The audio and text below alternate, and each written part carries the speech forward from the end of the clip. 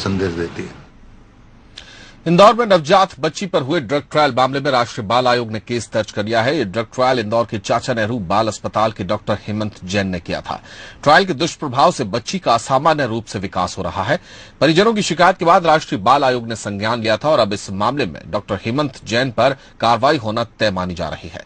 वहीं परिजन भी डॉक्टर जैन पर सख्त कार्रवाई की मांग कर रहे हैं।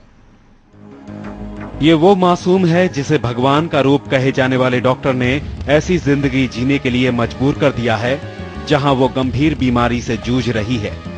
इस बच्ची पर ड्रग ट्रायल किया गया था, जिसके बाद एनल स्टेनोसिस का शिकार इस मासूम का असामान्य तरीके से विकास हो रहा है।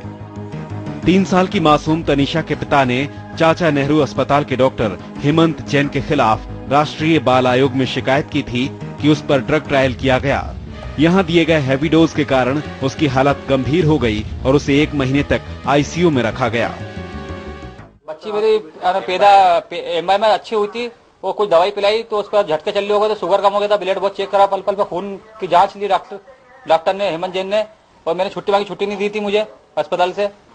बोलते हम ही करेंगे इलाज पूरा। ये तो ये सब मालूम पड़ा, धीरे धीरे चलते रहा, खबर होना आती रही, उससे मालूम पड़ा। तो डिलीवरी का टाइम था, हम एम्बाई गए, एम्बाई से रेफर कर दिया चाचा नेहरू में डिलीवरी होने के बाद में। फिर उसके बाद में ट्रीटमेंट चलते रहा, तो ट्रीटमेंट चलते रहा तो बच्ची को शुगर बता दी और भी बहुत सारी परेशानी बताई डॉक्टरों ने। फिर उसके बाद में उसका इलाज चलते रहा, भर्ती रही, करीब 1 महीने तक भर्ती रही। इंदौर के शुक्ला नगर में रहने वाले सरगैया परिवार ने विधानसभा में तनिषा पर हुए ड्रग ट्रायल और दुष्प्रभाव के खुलासे की रिपोर्ट देखी तो उनके होश उड़ गए और उन्होंने 3 दिसंबर को राष्ट्रीय बाल आयोग में शिकायत की। आयोग ने 20 दिसंबर को डॉक्टर जैन के खिलाफ केस दर्ज किया और जांच के बाद डॉक्टर जैन पर एक्शन भी लिया जा सकता है।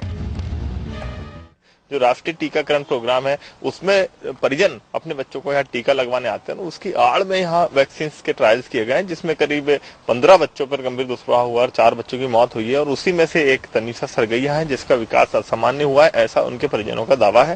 ताजा मामले में जो राष्ट्रीय बाल अधिकार आयोग है उसने पूरे मामले को संज्ञान लिया है और जब यदि राष्ट्रीय बाल अधिकार आयोग की टीम यदि इंदौर आती है तो अन्य भी जो केस है करीब 20-25 केस है और अलग अलग तरीके से उन पर।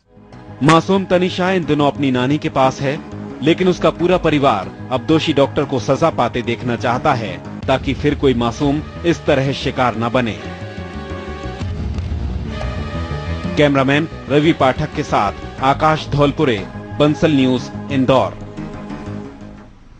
इसी के साथ इस बुलेटिन में फिलहाल इतना ही। नमस्कार।